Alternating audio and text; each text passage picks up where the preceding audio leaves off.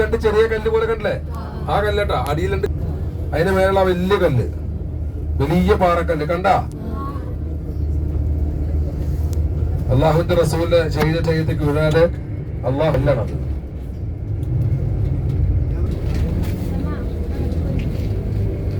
അള്ളാഹുവിന്റെ അപാരമായ അനുഗ്രഹം കൊണ്ട് ചരിത്ര പ്രസിദ്ധമായ തായിഫിന്റെ മണ്ണിലൂടെയാണ് നാം നീങ്ങിക്കൊണ്ടിരിക്കുന്നത്.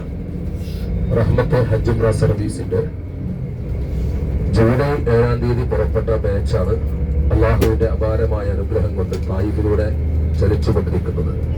മസ്ജിദുൽ ഖുഅ, മസ്ജിദുൽ അലി, മസ്ജിദുൽ അബ്ബാസ്, നബി സല്ലല്ലാഹു അലൈഹി വസല്ലം തങ്ങളുടെ വിശ്രമിച്ച ആ തോട്ടം, റസൂലുള്ളാഹിന്റെ മുഅ്ജിസത്ത് ഉണ്ടായ തോട്ടം തുടങ്ങിയ ചരിത്ര പ്രസിദ്ധമായ സ്ഥലങ്ങളും മസ്ജിദുൽ അബ്ബാസ്, മസ്ജിദുൽ ഹുനൂദ് തുടങ്ങിയ സ്ഥലങ്ങളും സന്ദർശിച്ചതിന് ശേഷം സദ്ദ് ഇക്രിമ കാണാൻ വേണ്ടി പോവുകയാണ്. ഇനി സദ്ദ് ഇക്രിമിലേക്കാണ് നമ്മുടെ യാത്ര. ഈ യാത്രാ സംഘത്തെ അള്ളാഹു സ്വീകരിക്കുമാറാവട്ടെ. അർഹമായ പ്രതിഫലം അള്ളാഹു നൽകി അനുഗ്രഹിക്കുമാറാവട്ടെ. ഇത് ശ്രമിക്കുകയും ഇതിന്റെ മുഴുവൻ ആളുകൾക്കും ഈ പുണ്യഭൂമിയിലെത്താൻ അള്ളാഹു അവസരം നൽകി അനുഗ്രഹിക്കുമാറാവട്ടെ. അള്ളാഹുവെ, ഞങ്ങളെ നിന്റെ ഇഷ്ടദാസന്മാരിൽ നീ ഉൾപ്പെടുത്തി അനുഗ്രഹിക്കണേ അല്ല. നേരായ മാർഗത്തിൽ ഞങ്ങൾക്ക് ഇസ്തിഖാമത്ത് നൽകി നീ അനുഗ്രഹിക്കണേ അല്ല.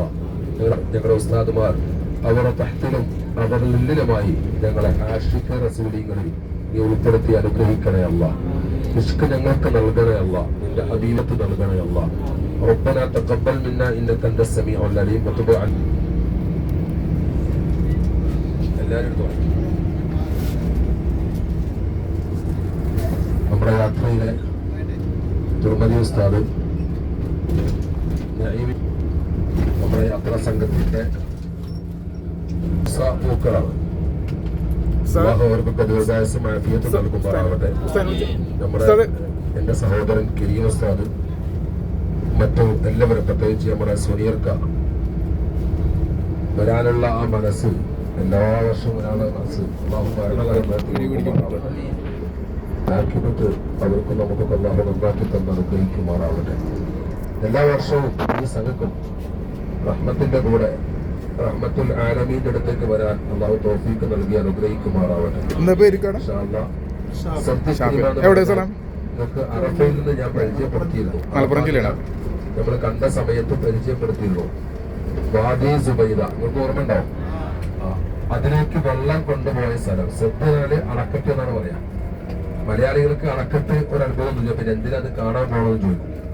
പക്ഷെ നിങ്ങൾ ആലോചിക്കേണ്ടത്, കൈക്കോട്ടുകളും ആധുനിക ഉപകരണങ്ങളൊന്നും കണ്ടുപിടിക്കാത്തൊരു കാലഘട്ടത്തിൽ മലകളിൽ നിന്നും മിന, മുസ്ദലിഫ തുടങ്ങിയ സ്ഥലത്തിലേക്ക് എത്തിച്ചു എന്നുള്ള ആ അത്ഭുത സംഭവമാണ് നാം മസ്താനമാര് പറഞ്ഞു കേട്ട ഇൽമായിരിക്കും. ആ ഖബർസ്ഥാനിൽ സഹാബികളുടെ ഖബർ വരെ ഉണ്ട് എന്നാണ് പറയപ്പെടുന്നത്.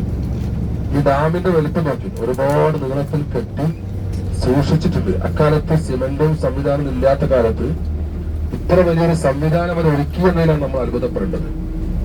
അത് ഇന്നും ഇവിടുത്തെ ഗവൺമെന്റ് നിലനിർത്തിക്കുകയാണ്. ഏകദേശം 5 ലക്ഷം ലിറ്റർ അവിടെ എഴുതിയിട്ടുണ്ട്, ലിറ്റർ വെള്ളം സ്റ്റോർ ചെയ്തിട്ടുള്ള ഇക്രിമ സദ്ദാണ് ഈ കാണുന്നത്. നിങ്ങളുടെ വലതു ഭാഗത്ത് കാണുന്നത് സദ്ദ് ഇക്രിമാണ്. നല്ല വെയിലുണ്ട്, ഇറങ്ങിക്കാണുക. നമ്മൾ ഇറങ്ങാറില്ല സാധാരണ, ചില സമയം വരുന്നുണ്ട്, ചെറുപ്പം മീക്കാത്തിലൊക്കെ പോവാ. നമ്മൾ തടയില്ല. ആർക്ക് അർജന്റ് ഇറങ്ങിക്കാണെങ്കിൽ 5 മിനിറ്റ് വണ്ടി നിർത്തി തരാം. ആരും ഇറങ്ങിട്ട് അവൻ പറയും എങ്ങനെയാ ഇതിലില്ലട്ടാ ഇറങ്ങി കാണാൻ കണ്ടോളി. നമ്മള് വെയിലാണ് ഇറങ്ങാതിരിക്കാറ്.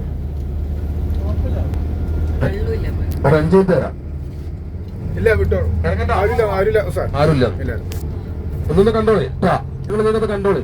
ഈ സത്തല്ല ഒന്നുമില്ല അവിടെ. ഉള്ളിലേക്ക് പ്രവേശനം നമുക്കില്ല. ഈ മക്ബറയിൽ സലാം പറയാം. അസ്സലാമു അലൈക്കും ദാര ഖൗമിൽ മുഅ്മിനീൻ അല്ലാഹ് ബിക്കും ലാഹിഖൂൻ.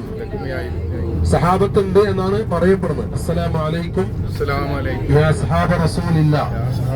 അസ്സലാമു അലൈക്കും യാ സഹാബ റസൂലില്ലാഹ്.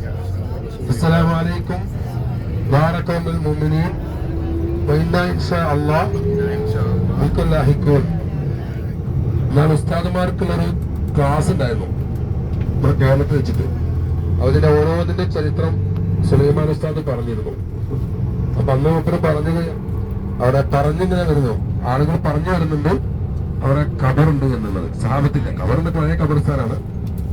അപ്പോ അള്ളാഹു അലം താരീഖിന്റെ കിതാബില് സിദ്ദീഖിനെ കുറിച്ച് ചരിത്രങ്ങളുണ്ട്, അത് വിശദമായി പറയുന്നു. എന്നാൽ അള്ളാഹു ഇക്രിമാൻ റളിയല്ലാഹു അൻഹു കൂടെ അള്ളാഹു നമ്മളെ സ്വർഗ്ഗത്തിലാക്കി തരുമാറാണ്. അത് വലിയ മഹാനാണ്, സഹാബിയാണ്.